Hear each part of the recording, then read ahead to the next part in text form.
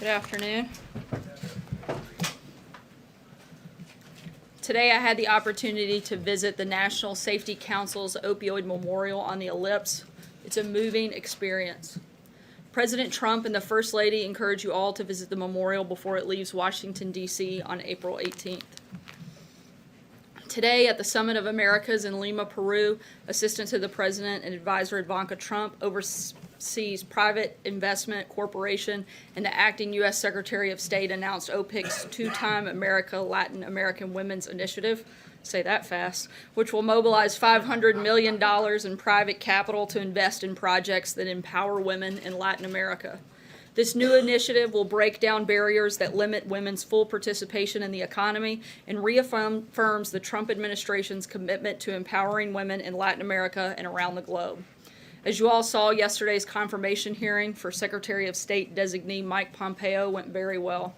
From his years in the Army to his time as a key member of the House Intelligence Committee to his successful tenure as CIA Director, Secretary-designee Pompeo has excelled as one of the nation's key leaders in national security and foreign policy. As a result of Mike Pompeo's leadership, America has been safer, more secure, and more prosperous. There is absolutely no legitimate reason that Secretary-designee Pompeo's confirmation process should not be done in a speedy and bipartisan manner. Even the Washington Post editorial board, hardly a cheerleader for this administration, published an editorial yesterday with a simple, straight-to-the-point headline, "Confirm Mike Pompeo." Democrats and Republicans should do exactly that by coming together and doing what is, without question, the right thing for our country. And with that, I will take your questions. Cecilia. The president came out swinging today, calling James Comey a liar, a leaker, a slime ball. Is he worried about what he's saying? Not at all. The American people see right through the blatant lies of a self-admitted leaker. This is nothing more than a poorly executed PR stunt by Comey to desperately rehabilitate his tattered reputation and enrich his own bank account by peddling a book that belongs in the bargain bin of the fiction section instead of being remembered as a dedicated servant in the pursuit of justice.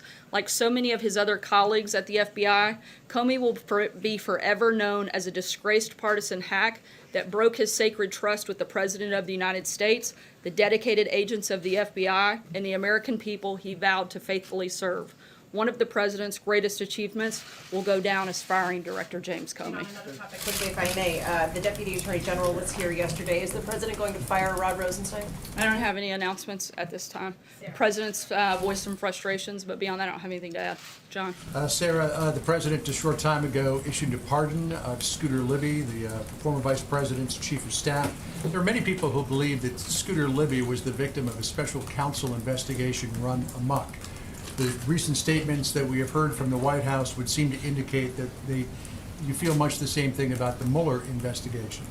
Was the President sending some sort of signal to the Mueller investigation or about the Mueller investigation by pardoning Scooter Libby? Not at all. One thing has nothing to do with the other, and every case should be reviewed on their own merits. Pardoning Libby was the right thing to do after the principal witness recanted her testimony. The D.C. Court of Appeals panel unanimously voted to restore Mr. Libby's bar membership after being presented credible evidence in support of his version of events, and it appears that that key prosecution witness, Judith Miller, changed her recollection of the events in question. In the statement, the pardoning statement today, the President acknowledges he doesn't know Scooter Libby. What was it that convinced him that Scooter Libby deserved a pardon? The President thought it was the right thing to do. Justin?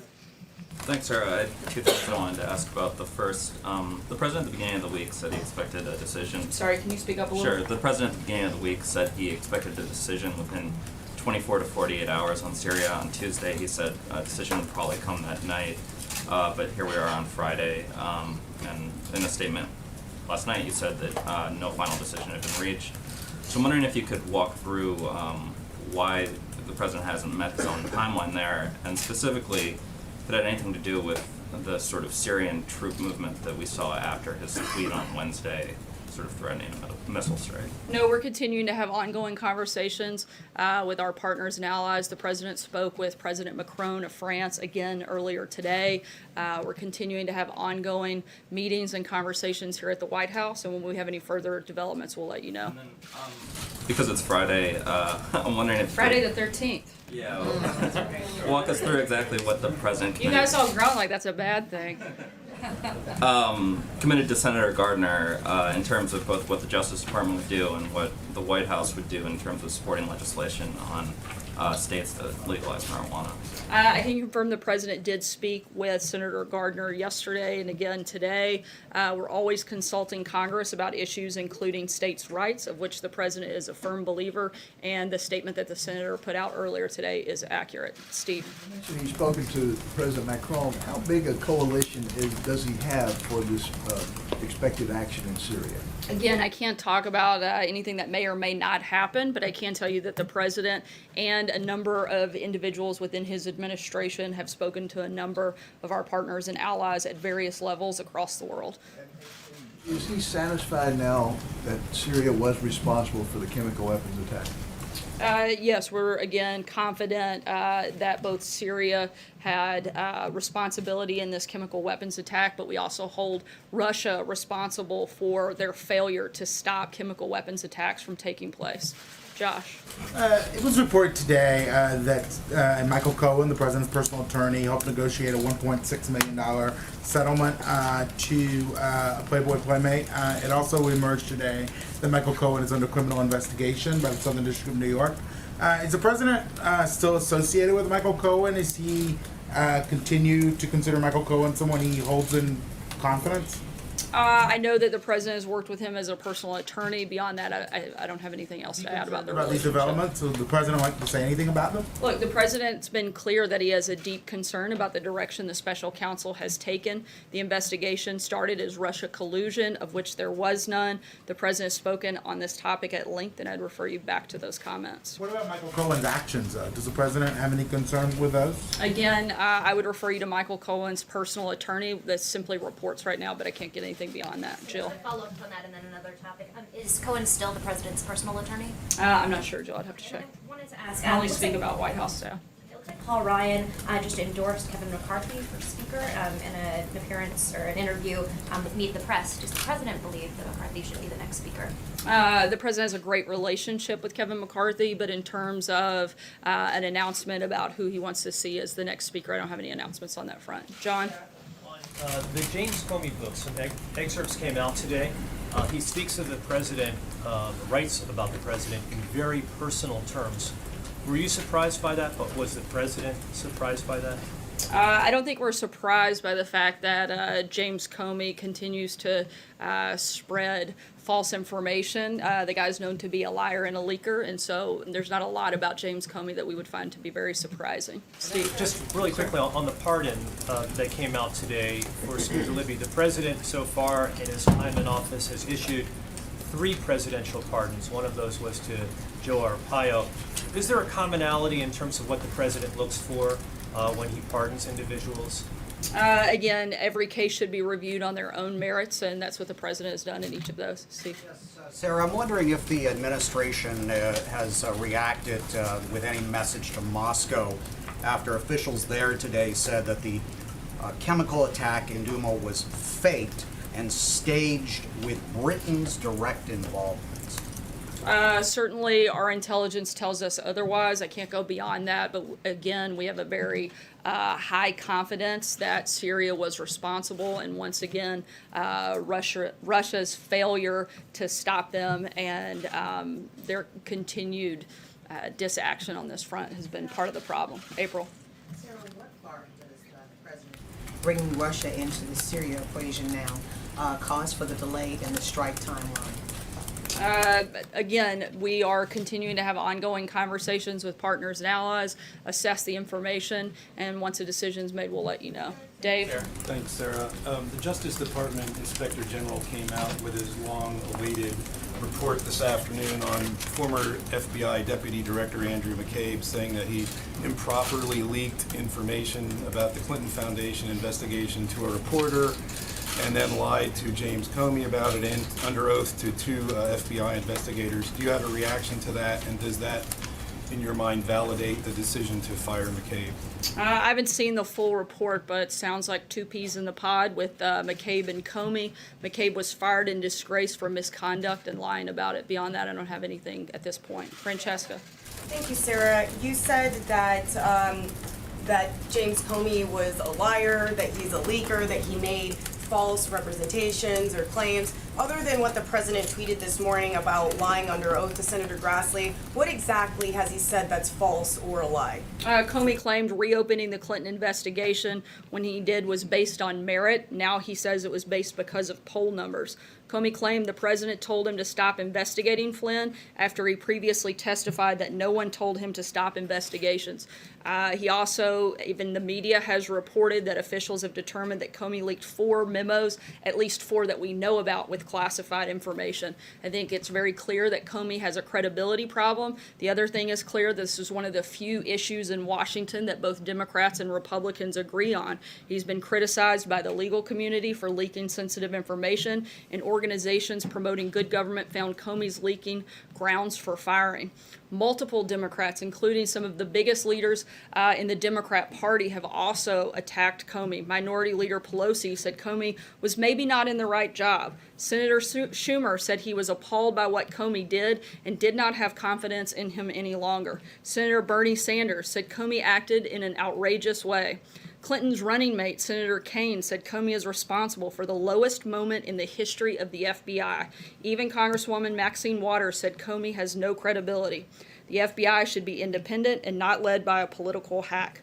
Comey's higher loyalty is pretty clear that it's only to himself. If you can get this group of people and others like Mark Meadows and a number of others to agree on something, I think that you'd have to be right. Sarah, Jim? what about the dossier, though? Sarah, what about the dossier? Did he also lie about the dossier in his conversation with President Trump about that?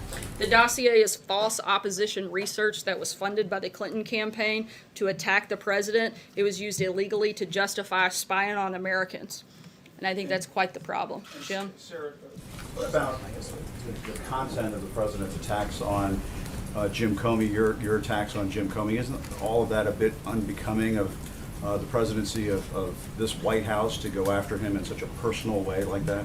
I think it. Slime ball and a liar and a leaker. I think it's unbecoming for the person that is supposed to be the top law enforcement official in the United States, the person that is supposed to protect the people of this country, to lie and leak classified information, certainly to falsify documents. I think that's a very big problem. And somebody who has created this problem for himself. I didn't encourage Jim Comey to go out and do a PR campaign. Congress has asked Jim Comey to come and testify multiple times, of which he's denied being able to do, yet he found time to sit down with George Stephanopoulos for 5 hours. I think if anybody has created this problem, it's Jim Comey, and he should be the one held responsible. Hey, sir, if I can just I'm gonna follow up. keep moving for the sake Other of folks time. got 2 questions. If I can just ask a second follow-up question because it's Friday. Well, it's Friday, yeah. And you've probably And you'd probably get really upset, and I don't need that if I did. Not at all, not at all. No, but you've probably seen this tweet. It was a tweet that you posted before the election in 2016 when you're attacking FBI agents because you're under criminal investigation, you're losing. Yeah.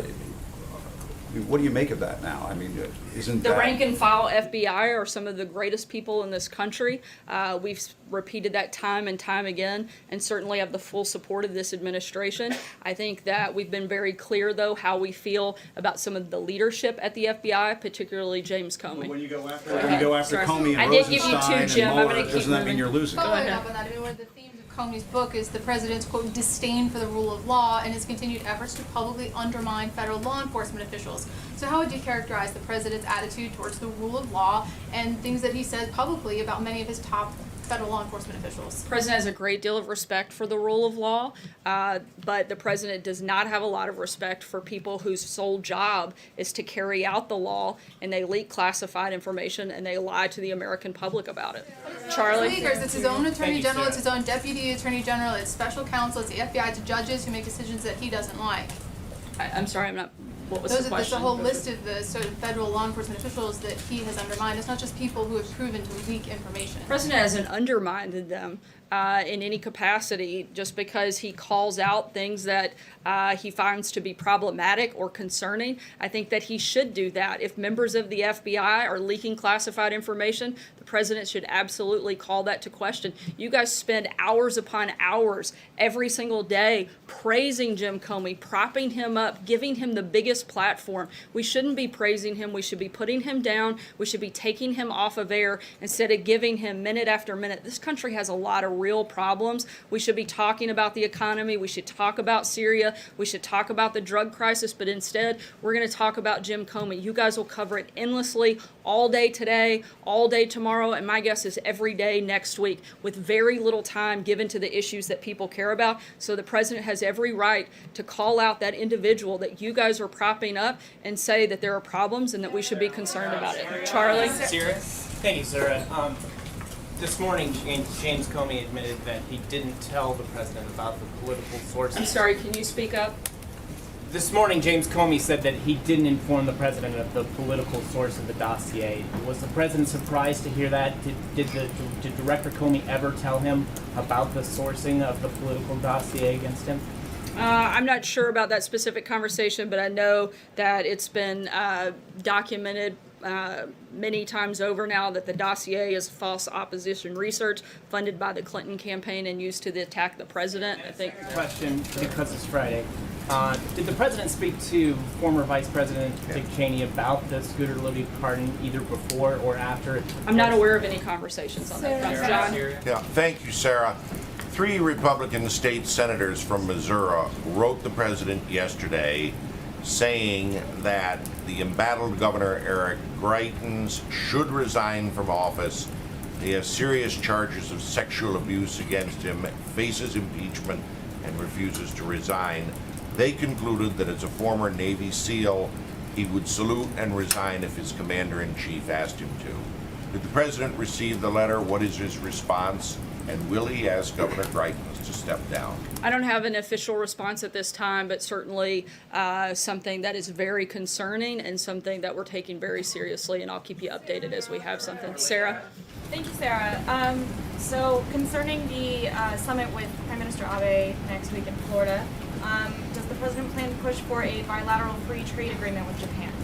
I'm not going to get ahead of the president's conversations with Prime Minister Abe, but trade will certainly be something that is discussed, as well as the ongoing conversations around North Korea.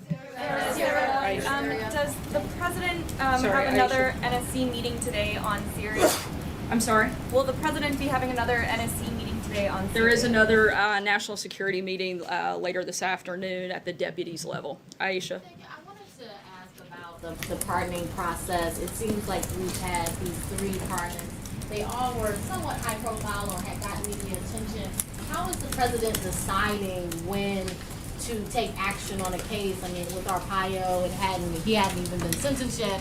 The Scooter Libby case was very old. So how are you deciding when to take action on these cases? And can a normal person who feels like they've been like unjustly convicted, can they get their case to the White House? I mean, there's a Justice Department process, but it seems like the president is taking special interest in certain cases. Again, the president has exercised constitutional authority, and he determines when and how he's going to use that when it comes to the pardon process.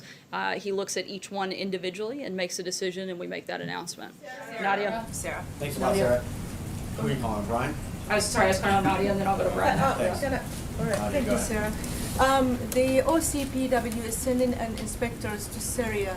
Do you think this is a futile exercise since you already have the evidence that actually they have chemical weapons? Once again, we are confident in the intelligence that we have and in the fact that we know that Syria is responsible for these actions. Take one last question, Brian. Thanks, Sarah. I'll do 2. One on Syria and one on the Department of Justice. On Syria, the president has publicly said that he wants to get out of Syria. Has this strike changed his mind on that? And is he considering other options other than a plan to pull out U.S. forces from Syria? And if you could just answer that. I'm sorry, what was the last part? Is he considering other options other than a long-term strategy to get U.S. forces out. I don't of have Syria? any additional changes to policy in Syria at this time. And in terms of options, all of our options are on the table, and we're continuing to look at those, and we'll make an announcement then. And so I have a question about the Department of Justice.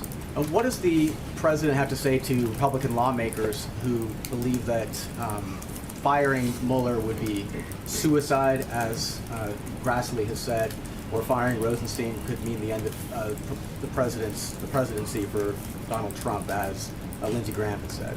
I'm not going to get into hypothetical situations. The president's taken no action on that front, and I'm not going to get into back and forth on a hypothetical. Response for Republican lawmakers who are counseling him not to take an action like that? As with a number of issues, the president talks to a lot of different lawmakers on a number of topics. He's going to continue consulting with them, not just on this, but on some very big issues that our country is facing, and that's what his focus is actually on. Thanks so much, guys. Happy Friday.